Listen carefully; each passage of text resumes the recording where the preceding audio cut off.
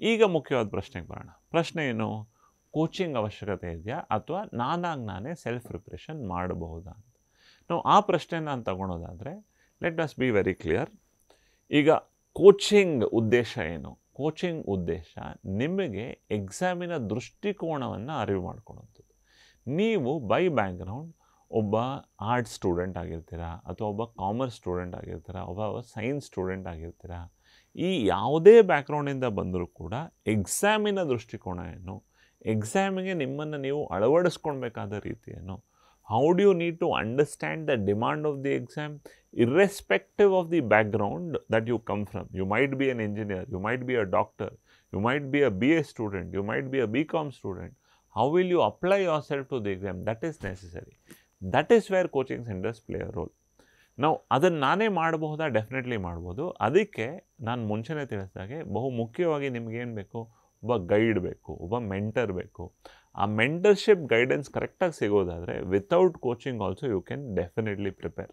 But coaching ನಿಮ್ಮ ಪ್ರಿಪ್ರೇಷನ್ನ ಇನ್ನಷ್ಟು ಈಸ್ ಮಾಡುತ್ತೆ, ಇನ್ನಷ್ಟು ಫಾಸ್ಟರ್ ಮಾಡುತ್ತೆ. ನೀವು ಯಾವುದನ್ನು ಕಲಿಯೋದಕ್ಕೆ 1 ವರ್ಷ ತೊಗೊಳ್ತೀರಾ, 2 ವರ್ಷ ತೊಗೊಳ್ತೀರಾ, ಅದನ್ನು ಯಾವುದನ್ನು ಅರ್ಥ ಮಾಡ್ಕೊಳೋದಕ್ಕೆ ನೀವು ಸಮಯ ತೊಗೊಳ್ತೀರಾ, ಅದನ್ನು ನೀವು 2 ತಿಂಗಳಿಗೆ ಇಳಿಸೋದಾದರೆ, 15 ದಿವಸ 1 ತಿಂಗಳಿಗೆ ಇಳಿಸೋದಾದರೆ ತುಂಬ ಬೇಗ ನಿಮ್ಮ ಪ್ರಯಾಣ ಸಾಗ್ತಾ ಹೋಗುತ್ತೆ. ತಪ್ಪುಗಳು ಮಾಡೋದನ್ನು ಕಡಿಮೆ ಮಾಡ್ತೀರಾ. ತಪ್ಪು ಮಾಡಿ ಬೆರಳು ಸುಟ್ಟು ನಾನು ಪಾಠ ಕಲಿತೀನಿ ಅನ್ನೋದಕ್ಕಿಂತ you will be able to understand this better and apply this for better. That is how you have to see the larger idea. Okay, so coaching ಬಗ್ಗೆ ಸಿಂಪಲ್ಲಾಗಿ ಹೇಳಬೇಕು ಅಂತಂದರೆ, ಕೋಚಿಂಗಿಂದ ಹೆಲ್ಪ್ ಆಗುತ್ತಾ? ಡೆಫಿನೆಟ್ಲಿ ಹೆಲ್ಪ್ ಆಗುತ್ತೆ. ಕೋಚಿಂಗಿಂದ ನಿಮ್ಮ ಪ್ರಾಸೆಸ್ಗೆ ಹೆಲ್ಪ್ ಆಗುತ್ತಾ? ಡೆಫಿನೆಟ್ಲಿ ಹೆಲ್ಪ್ ಆಗುತ್ತೆ. ಕೋಚಿಂಗ್ ನಾನು ತಗೊಳೋಕ್ಕಾಗೋದಿಲ್ಲ, ನಾನೇ ಓದ್ಬೋದಾ? ಡೆಫಿನೆಟ್ಲಿ ಓದ್ಬೋದು. ನೀವೇ ಓದಿದಾಗ ಸ್ವಯಂ ಪ್ರೇರಿತಾಗಿ ಒಬ್ಬರೇ ಓದಬೇಡಿ. ನಿಮಗೆ ಗೈಡೆನ್ಸ್ ಅವಶ್ಯಕತೆ ಇದೆ, ಮೆಂಟರ್ಶಿಪ್ ಅವಶ್ಯಕತೆ ಇದೆ, ಓರಿಯೆಂಟೇಷನ್ ಅವಶ್ಯಕತೆ ಇದೆ. ಗೈಡೆನ್ಸ್, ಮೆಂಟರ್ಶಿಪ್, ಓರಿಯೆಂಟೇಷನ್ ಎಲ್ಲಿ ಸಿಗುತ್ತೆ?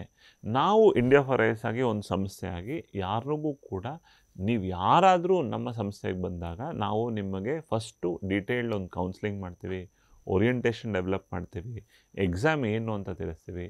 ಯಾವುದೇ ಒಂದು ಬ್ಯಾಚನ್ನು, ಒಂದು ಕ್ಲಾಸಸ್ ಶುರು ಮಾಡಿದಾಗ ಡೈರೆಕ್ಟಾಗಿ ಸಬ್ಜೆಕ್ಟ್ ಕಲಿಸದೆ ಒಂದು ಡೀಟೇಲ್ಡ್ ಓರಿಯೆಂಟೇಷನ್ ಬಿಲ್ಡ್ ಮಾಡಿ, ನಾನೊಬ್ಬ ಸ್ಪರ್ಧಾರ್ಥಿಯಾಗಿ ಎಕ್ಸಾಮ್ನ ತಿಳ್ಕೊಳೋದಕ್ಕೇನು ಅಂತ.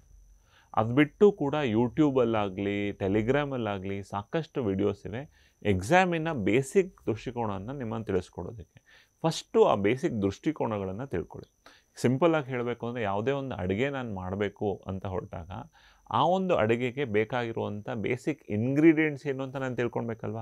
ಆ ಇಂಗ್ರೀಡಿಯೆಂಟ್ಸ್ ಎಲ್ಲಿ ಸಿಗುತ್ತೆ ಅಂತ ನಾನು ತಿಳ್ಕೊಳ್ಬೇಕಲ್ವ? ಅದರ ನಂತರ ಅಡುಗೆ ಪ್ರಿಪ್ರೇಷನ್ ಮಾಡಬೇಕು. ಡೈರೆಕ್ಟಾಗಿ ಹೊಲೆ ಮುಂದೆ ನಿಂತು ನಾನು ಯೋಚನೆ ಮಾಡಬಾರ್ದಲ್ವ? ಆ ರೀತಿ ಎಕ್ಸಾಮ್ ಏನು ಅಂತ ತಿಳ್ಕೊಳ್ಬೇಕು. ಎಕ್ಸಾಮಲ್ಲಿರೋ ವಿವಿಧ ಹಂತಗಳೇನು, ಪ್ರಿಲಿಮ್ಸಲ್ಲಿ ಏನು ಬರುತ್ತೆ, ಮೇನ್ಸಲ್ಲಿ ಏನು ಬರುತ್ತೆ, ಯಾವೆಲ್ಲ ಸಬ್ಜೆಕ್ಟ್ಸ್ ಇದೆ, ಆ ಸಬ್ಜೆಕ್ಟ್ಸ್ಗೆ ನಾನು ಎಲ್ಲಿಂದ ಓದಬೇಕು, ಎಷ್ಟು ಓದಬೇಕು, ಆ ಓದೋದನ್ನು ಒಂದು ಕತೆ ರೀತಿಯಲ್ಲಿ ಓದಬೇಕಾ ಅಥವಾ ಎಕ್ಸಾಮಿನಲ್ಲಿ ಪ್ರಶ್ನೆ ಯಾವ ರೀತಿ ಕೇಳ್ತಾರೆ, ಆ ಪ್ರಶ್ನೆಗಳಿಗೆ how do I need to orient myself. This idea is something that a coaching center can help you, or a very good guide or mentor can help you.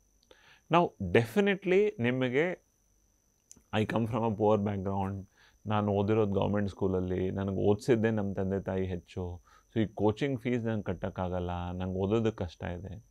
ಇದನ್ನು 2 ಹಂತದಲ್ಲಿ ನೋಡ್ಬೋದು. ಒಂದು, ಪ್ರತಿಯೊಂದು ರಾಜ್ಯ ಸರ್ಕಾರವೂ ಕೂಡ ಮಕ್ಕಳನ್ನು ಈ ರೀತಿ ಪ್ರಿಪೇರ್ ಮಾಡೋದ್ರೆ ಸಾಕಷ್ಟು ಗಮನ ವಹಿಸ್ತಾರೆ. ಈಗ ಕರ್ನಾಟಕದಲ್ಲಿ ನಾವು ನೋಡೋದಾದರೆ ಸಮಾಜ ಕಲ್ಯಾಣ ಇಲಾಖೆ ಇದೆ, ಹಿಂದುಳಿದ ವರ್ಗಗಳ ಕಲ್ಯಾಣ ಇಲಾಖೆ ಇದೆ, ಅಲ್ಪಸಂಖ್ಯಾತರ ಕಲ್ಯಾಣ ಇಲಾಖೆ ಇದೆ. ಅಂದರೆ ನಮ್ಮ ಸೋಷಿಯಲ್ ವೆಲ್ಫೇರ್ ಡಿಪಾರ್ಟ್ಮೆಂಟ್ ಆಗ್ಬೋದು, ಬ್ಯಾಕ್ವರ್ಡ್ ಕ್ಲಾಸಸ್ ಡಿಪಾರ್ಟ್ಮೆಂಟ್ ಆಗ್ಬೋದು, ಮೈನಾರಿಟಿ ವೆಲ್ಫೇರ್ ಡಿಪಾರ್ಟ್ಮೆಂಟ್ ಆಗ್ಬೋದು.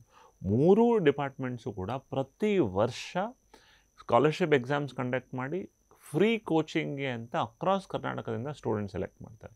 ಯಾರೆಲ್ಲ ಎಕ್ಸಾಮ್ಸಲ್ಲಿ ಬರೆದು ಸೆಲೆಕ್ಟ್ ಆಗ್ತೀರಾ, ನಿಮಗೆ best coaching centers of Karnataka, of Delhi, ಹೈದರಾಬಾದಲ್ಲಿ ನಿಮಗೆ complete free of cost coaching, 0 ಫೀಸಲ್ಲಿ ಬುಕ್ಸ್, ಕೋಚಿಂಗ್ ಆ್ಯಂಡ್ ನಿಮಗೆ ತಿಂಗಳ ಖರ್ಚಿಗೆ ಬೇಕಾದಂಥ ಒಂದು ಸ್ಟೈಫಂಡ್ ಕೂಡ ಕರ್ನಾಟಕ ಸರ್ಕಾರ ಕೊಡುತ್ತೆ. ಸೊ ಈ ರೀತಿ ಅವಕಾಶಗಳಿವೆ. ಒಂದು, ಸಮಾಜ ಕಲ್ಯಾಣ ಇಲಾಖೆ, ಅಲ್ಪಸಂಖ್ಯಾತರ ಕಲ್ಯಾಣ ಇಲಾಖೆ ಮತ್ತು ಹಿಂದುಳಿದ ವರ್ಗಗಳ ಇಲಾಖೆ. ಸೊ ನಿಮ್ಮ financial background does not matter if you are able to get through. ನೀವೇನು ಮಾಡಬೇಕು, ಬೇಸಿಕ್ಸನ್ನು ಓದಿ, ನಿಮ್ಮ 10ನೇ ಕ್ಲಾಸು 12ನೇ ಕ್ಲಾಸಿನ ಬೇಸಿಕ್ ಪಠ್ಯಪುಸ್ತಕಗಳನ್ನು ಓದಿ ಒಂದು ಸ್ಕಾಲರ್ಶಿಪ್ ಎಕ್ಸಾಮ್ನ ಪ್ರಿಪೇರ್ ಆಗೋದಕ್ಕೆ ರೆಡಿ ಇರಬೇಕು. ಅಲ್ಲಿ ಪ್ರಿಪೇರ್ ಆಗಿದೆ ಅಂದರೆ ಸಪೋರ್ಟ್ ಸಿಗುತ್ತೆ. ಅದಾದ ನಂತರ ಕೂಡ ಸಾಕಷ್ಟು ಕೋಚಿಂಗ್ ಸೆಂಟರ್ಸ್, ಇಂಡಿಯಾ ಫಾರೆಸ್ಟ್ನ ಒಳಗೊಂಡು ಸಾಕಷ್ಟು ಕೋಚಿಂಗ್ ಸೆಂಟರ್ಸ್ ತಮ್ಮದೇ ಆದ ಸ್ಕಾಲರ್ಶಿಪ್ ಎಕ್ಸಾಮ್ ಮಾಡ್ತೀವಿ. ಈಗ ನಾವು ಪ್ರತಿ ವರ್ಷ ಮಾರ್ಚ್ ಏಪ್ರಿಲ್ ಟೈಮಲ್ಲಿ ರಾಜ್ಯದ ಉದ್ದಗಲದಲ್ಲೂ ಕೂಡ ಸಾಕಷ್ಟು ಜಿಲ್ಲೆಗಳಿಗೆ ಹೋಗಿ ನಾವು ಸ್ಕಾಲರ್ಶಿಪ್ ಎಕ್ಸಾಮ್ಸ್ ಕಂಡಕ್ಟ್ ಮಾಡ್ತೀವಿ. ಸ್ಕಾಲರ್ಶಿಪ್ ಎಕ್ಸಾಮ್ ಕಂಡಕ್ಟ್ ಮಾಡೋ ಉದ್ದೇಶ ಏನು? ಯಾವುದೇ ಒಬ್ಬ ಆಕಾಂಕ್ಷಿ ರಾಜ್ಯದ ಯಾವುದೇ ಮೂಲೆಯಲ್ಲಿದ್ದು ನನಗೂ ಓದೋಕ್ಕೆ ಆಸೆ ಇದೆ, ಬಟ್ ನನಗೆ ಇದನ್ನು ಅಫೋರ್ಡ್ ಮಾಡೋಕ್ಕಾಗಲ್ಲ ಅನ್ನೋ ರೀತಿ ಇದ್ದರೆ ಅವರೂ ಕೂಡ ಎಕ್ಸಾಮ್ ಬಗ್ಗೆ ತಿಳ್ಕೊಳ್ಬೋದು. ಆ ಎಕ್ಸಾಮಿಗೆ ನಾವು ಸಪೋರ್ಟ್ ಮಾಡ್ತೀವಿ ಅಂತ ಇದೆ. ಬಟ್ ನಮಗೂ ಕೂಡ ಒಂದು ಇತಿಮಿತಿ ಇದೆ. ನಾವು ನಿಮಗೆ ಸ್ಟೈಫಂಡ್ ಕೊಡೋದಕ್ಕಾಗೋದಿಲ್ಲ, ಅಥವಾ ನಿಮಗೆ ಬುಕ್ಸು ಫ್ರೀ ಅಂತ ಇದು ಮಾಡೋದು. ನಿಮ್ಮ ಕೋಚಿಂಗ್ ವ್ಯವಸ್ಥೆಯನ್ನು ಕಂಪ್ಲೀಟಾಗಿ ಸಪೋರ್ಟ್ ಮಾಡ್ಬೋದು. ಸೊ ಫೈನಾನ್ಷಿಯಲ್ ಬ್ಯಾಕ್ಗ್ರೌಂಡ್ ಯಾವುದೇ ರೀತಿಯಲ್ಲಿ ನಿಮ್ಮ ಕೋಚಿಂಗ್ನ ತಡೆಗೋಡೆ ಆಗೋದಿಲ್ಲ. It doesn't become an obstacle. ನಿಮಗೆ ಇಚ್ಛೆ ಇರಬೇಕು, ಇಂಟ್ರೆಸ್ಟ್ ಇರಬೇಕು. ನಿಮ್ಮಲ್ಲಿ ಇಚ್ಛೆ ಮತ್ತು ಇಂಟ್ರೆಸ್ಟ್ ಸ್ಟ್ರಾಂಗ್ ಆಗಿದ್ದರೆ ನೀವು ತಲುಪೋ ಹಾದಿಗೆ ನಿಮ್ಗೆ ಯಾವುದೂ ಕೂಡ ತಡೆಗೋಡೆ ಆಗೋದಿಲ್ಲ. ಇದು ಇನ್ ಟರ್ಮ್ಸ್ ಆಫ್ ಕೋಚಿಂಗ್.